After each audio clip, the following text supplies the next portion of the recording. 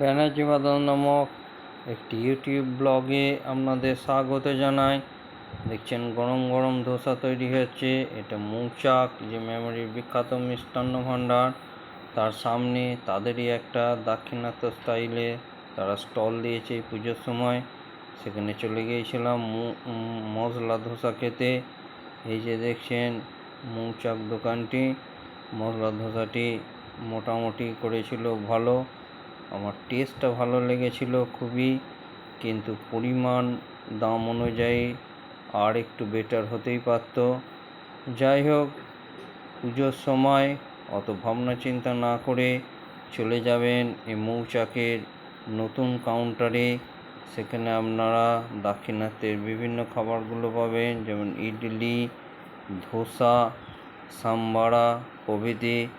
আর ভিডিওটা ভালো লাগলে চ্যানেলটা সাবস্ক্রাইব করবেন।